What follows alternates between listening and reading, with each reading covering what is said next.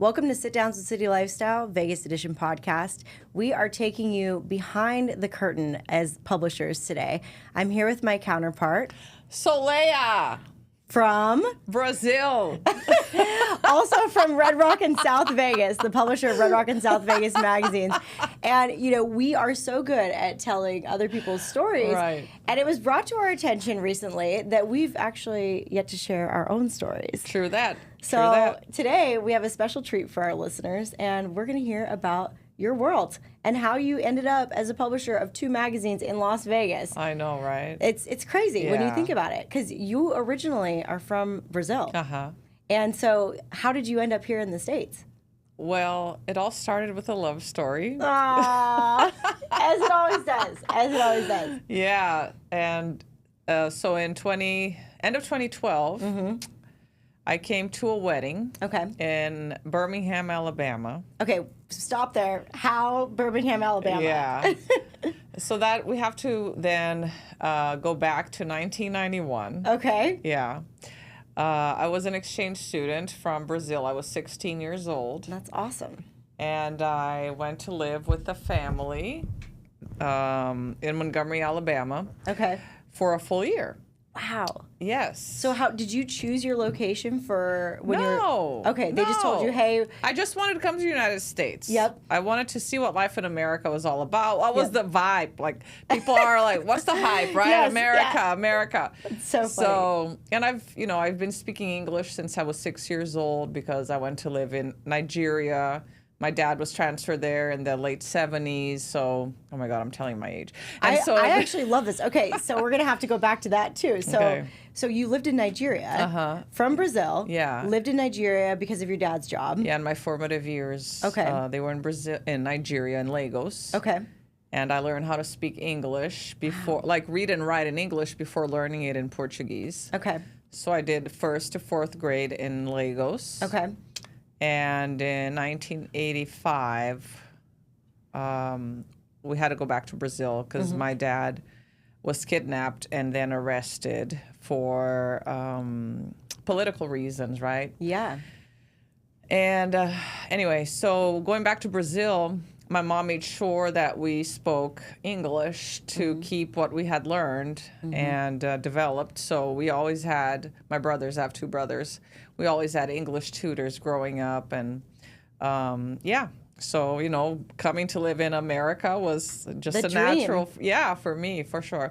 Yeah, my dad made it home, by the way. Yes, he Yeah. is safe. He's actually here in Las Vegas right now. Yeah, he is. Yeah. He's a sweetheart. Absolutely. So when you were deciding, they just said, "Okay, we're going to send you to Montgomery, Alabama," and you lived with this family. Yeah. And were you nervous to go live with the family for a year? Or were you just excited? No, I was just, yeah. So the travel bug bit me when I Yep. was really young because of my life in Nigeria. And my parents and us, we would just travel around the world during our vacation. So I was just used to traveling. Yep.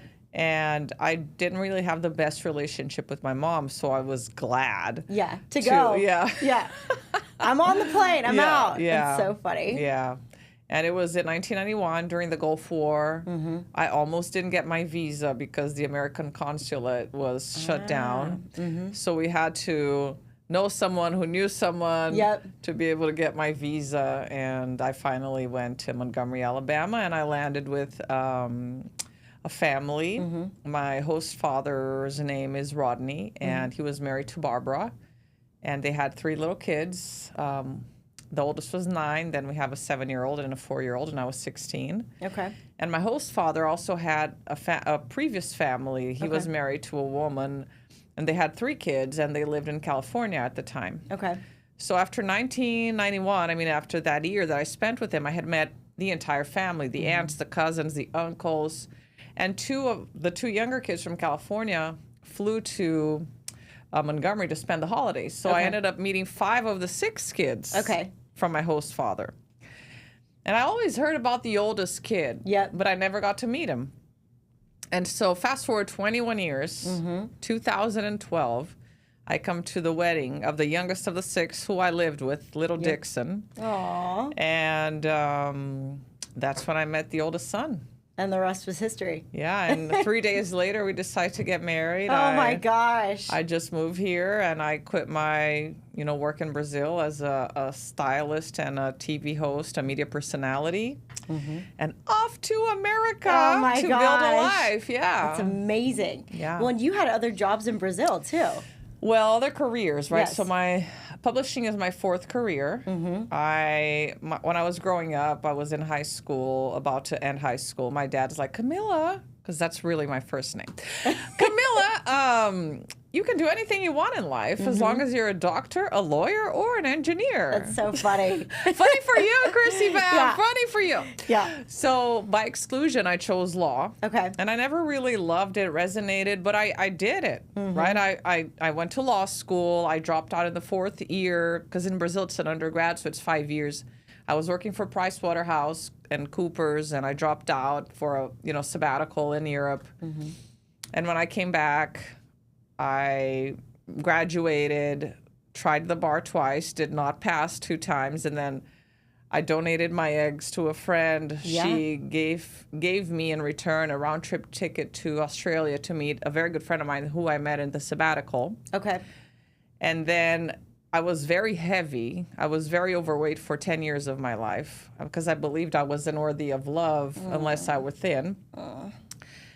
And on the way to Australia, I met a man who, on my layover in Johannesburg, who said, why don't you come and, on the way back to Brazil, we can hang out and get to know each other a little bit. I was like 23 years old, right? Why not? Why not? Sounds great. Let's go.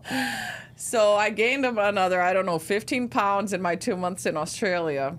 And when I went to Johannesburg, he went to pick me up at the airport, and he's like driving us out of the airport. He's like, so where are you staying? I said, with you. Yeah.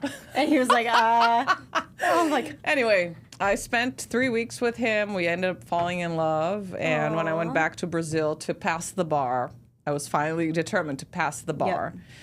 And because then I would go move to South Africa to be with him and, just do life. So I think my life was always meant to be international. 100%. 100%. I mean, even just all the places you've lived up to this point, it's wild. Yeah, It's great. Yeah. And so when I went back to Brazil, he went there a couple months later. Okay. Just, to be with me and meet my parents. And when he left, my mom said, Emil is so good looking. Why don't you lose some weight for him? Oh, geez. And I'm like, you know what? This guy fell in love with me despite my weight. Yep. For me. Yeah. Yeah. I think I'm worth something. And so I started to look within, and I found that I am actually worthy of love regardless of how I look. 100%. I'm funny. I'm smart. Yeah. Right? Ambitious. And adventurous. Yeah. So, and then it's like that void that I've been filling with food just stopped existing. Wow. And it took me 3.5 years, and I lost almost 100 pounds on my own. That's amazing. Yeah. 100 pounds. That's so much. I mean, that's awesome. Yeah. Thank you. And I finished, so I passed the bar. We were in our early 20s, so of course a long-term relationship is not going to work. Yeah. So he got some girl pregnant in South Africa, and I ended up not going to South Africa. Yep. So I passed the bar. Nobody wanted to hire me because of my eclectic background, so I ended up setting my own private practice, starting my master's degree in legal studies, became a professor, knew that law wasn't for me, but I also didn't know what I wanted to do. Yeah. So I got married to a lawyer in 2006, in December of 2006. And then in February of that 2007, I went to have my astrological chart read with his aunt. Okay. And she looked at the chart and she said, law is saturated in your life. I'm like, no kidding. Yeah. I've known this forever. Yeah. She said, well, you have to work with image. I'm like, image? She's like, yeah, it's here in your chart. I said, but what? Yeah. She said, I don't know. Figure it out. So I went home and I was just soul searching. Am I to become a model, a marketer, a journalist, a photographer? And after a month of soul searching, I said, oh my God, I'm going to teach people to dress to their bodies. Because after having lost almost 100 pounds, you learned it yourself. I had to learn. And I fell in love with fashion. I fell in love with style because for the first time in my life, I could go to a regular store Yep. and buy everything Buy that I whatever you wanted. Yep. And my closet, you know, the rack where we hang the clothes, it actually fell because of the weight. Like Oh my it gosh. broke down the middle because it was It wooden. was like symbolic Yeah. of like, this is your No, new- it's like I bought so much stuff. I thought it was like symbolic of No. like this new era of your life. No, because I It's so bought so funny. much stuff. So that Yeah. made me stop and think, oh, wait, I'm spending too much Yes, money. yes. I'm not wearing enough. So when I made that decision, I quit law. I made an announcement. I'm quitting law, people. Yeah, I'm out. It's so funny. And so I started my journey as a personal stylist. Okay. And a few months later, I decided that I want to be on TV. So I came up with an alias, Mila Matias. I stopped being Camila Teixeira de Freitas, which is my last name, and I became Mila Matias. And within 3 months after that decision, I was on national radio shows doing, giving style guidance. And 6 months after that, I was on national television That's doing amazing. makeover shows for Amazing. women. Yeah. I love this so much because you just made a decision and then you just did it. You went for it. Yeah. You know? Trusted the universe. I love that. Yeah, and then I quickly became the national reference for image and lifestyle in Brazil. I have 2 books published down there by traditional publishing houses under Mila Matias. I always interviews, writing columns for newspapers, magazines, going on TV shows. I had an amazing and fun life. Yeah. Yeah. And so I had cancer in 2012, and I made a deal with God that if I were to survive my thyroid cancer, I was going to be of service to him. I asked him to put me in front of people and places where I could serve and be an instrument of his will. So 6 months later, I come to this wedding, and I meet my then husband, and yeah. And the rest is history. The marriage lasted for 11 and a half years. And in the meantime, here in America, I went back to school. I got a master's in mental health counseling, a certification in hypnotherapy, and I started a PhD. And I had a private practice, and I burned out. I was going to say, how were you managing all of these things at once? It's so much. I know. Like so many Well, I things. don't have kids. Yeah. Right? So that helps. Yeah. And I didn't really have friends here when I came to the States. So school was really, going back to school and doing that was really kind of your life at that time. Yeah, because, my ex said, if you want to be someone in this country, you need letters after your name. So I'm like, okay, I'm going to go get letters after my name. And you went and got a PhD. Yeah. Which is amazing. Yeah. Yeah. I mean, and that's, no easy feat. And you actually just recently got the PhD a couple years ago, right? Yeah, and beginning of 24. That's when I 24. graduated. Okay. Yeah. Well, congratulations. Well, thank you so much. And then through this time, you're here, you're practicing, you are a therapist. Yes. So you have clients that you're working with or patients that you're working with. And the opportunity came up to be a publisher. Yeah, so my ex went to the hospital for COVID. He almost died. He was 5 days in the hospital. And when he got out, he's like, I got to do something different with my life. And so he put his resume out there. City Lifestyle reached out to him. And he started Henderson City Lifestyle. So because of that, I got to meet Christine Lindum, who had founded Red Rock City Lifestyle. And she was so successful in publishing the magazine that she was invited by corporate to become a regional sales director. So she had to sell her magazine. Shout out to Christine really quick, one of my dear friends as well. Yes, yes. And so we were having friends over at the house for dinner on a Friday, and they get the Red Rock at home. They're like, oh my God, we love Red Rock. How's your magazine going? And he said, it's great. Well, but Christina's selling her magazine. I don't know what came over me. I do know, but I said, I want to buy it. Of course. Yep. And they looked at me. They said, what? Yeah. I said, yeah, I want to buy it. Yep. What about your PhD? I'm like, what about my PhD? Exactly. I could do it all. What about your practice? What about my practice? I'm buying this magazine. And the rest is history.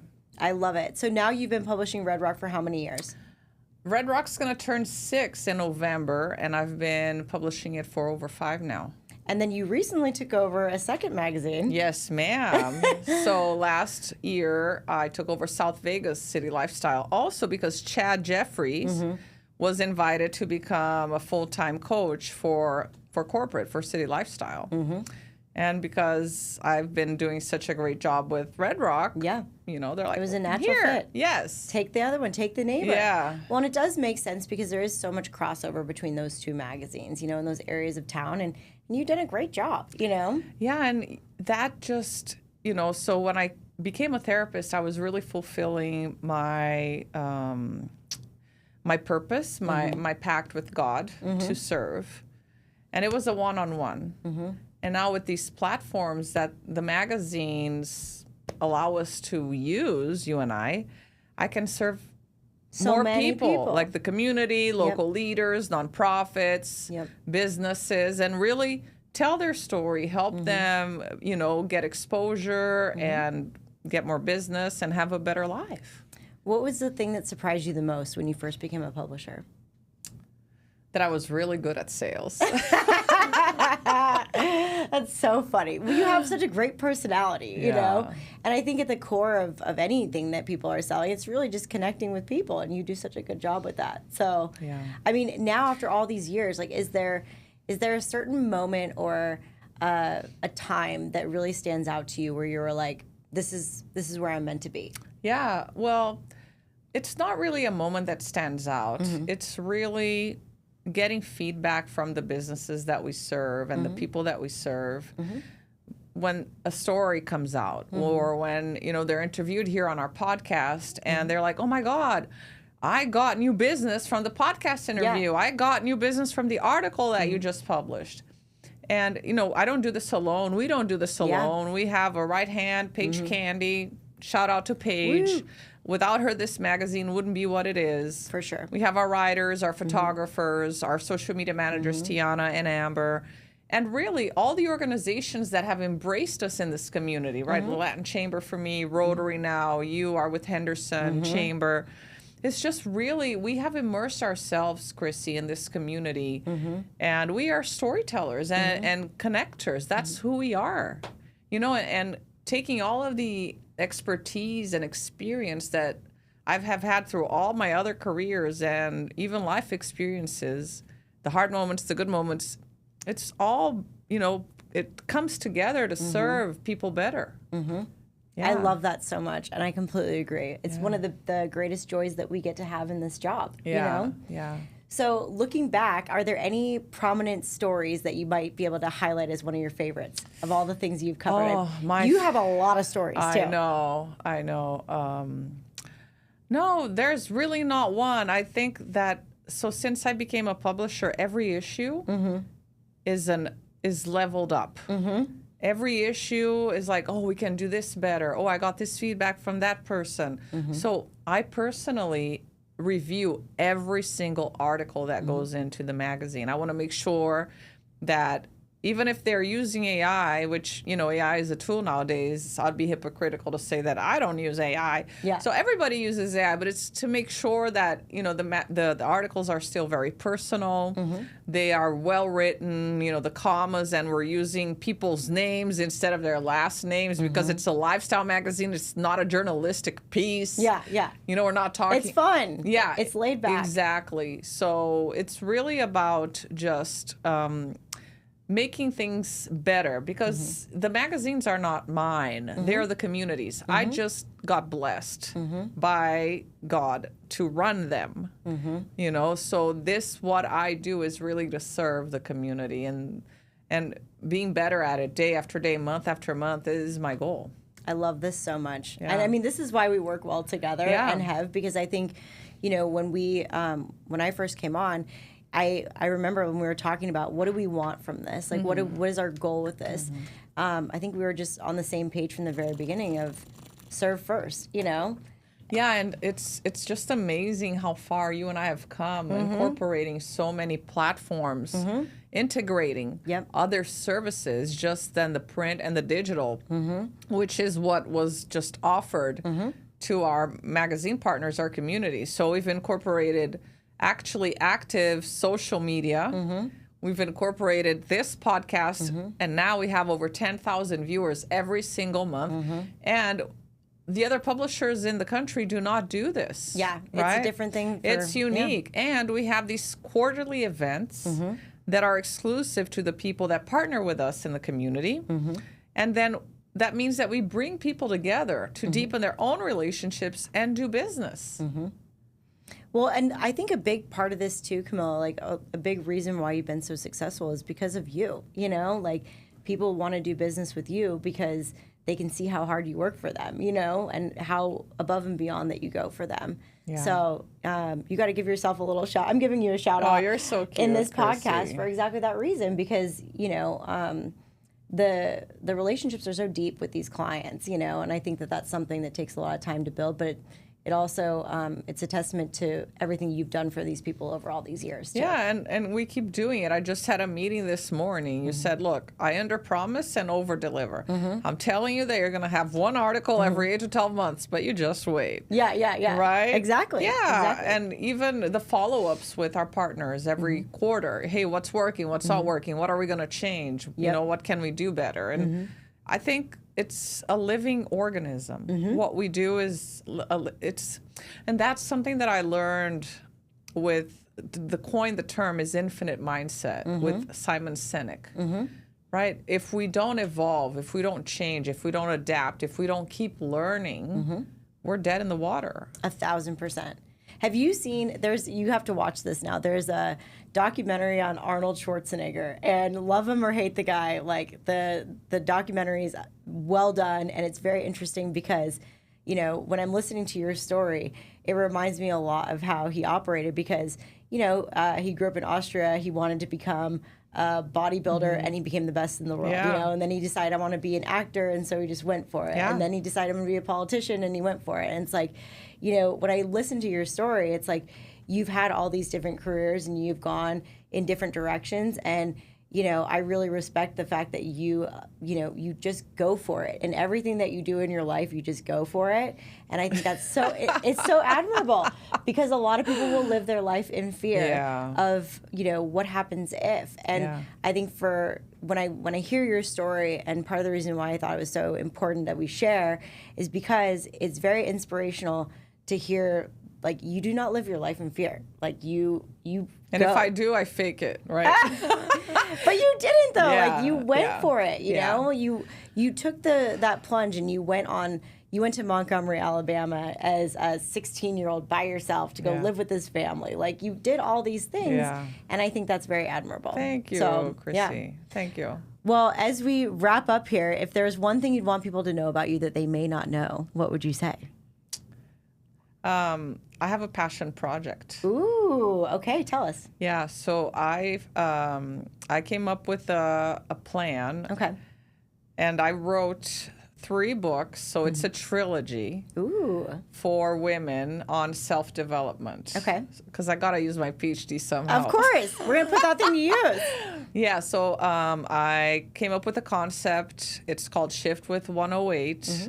And the magic of 108. So if you guys are interested to learn more, shift108.com, and I have an Instagram handle as well. I'm on Substack and Medium.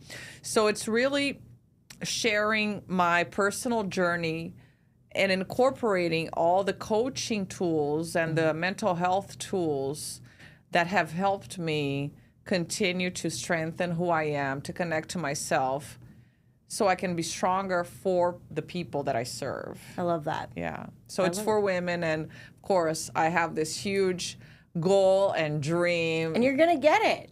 Girlfriend, yes. Yes. And the world, the 4 corners of the world are going to hear about Shift with 108. I love that so much. Well, congratulations to you. Thank you. And we'll be, of course, rooting for you every step of the way. I think we were one of the first followers of your page. Yes, you were. So follow along. If you're not right now, follow along on social media. And I can't tell you how appreciative I am for all the support you've given me since I became a publisher, and just this community as a whole, and for opening up and sharing your story today. Thank you so much. Yes, and you know, part of the success you said is because of my hard work. But one thing that I've learned, having you as my ally in this community, is that together we're stronger, Chrissy. Amen, girlfriend. Yeah. 1,000%. Yeah. We're a team. Yeah, we are. So I love it. Well, thank you again for sharing, and thank you to everyone for listening along with us today. Remember to subscribe to our channel, and we'll see you guys next time. Bye.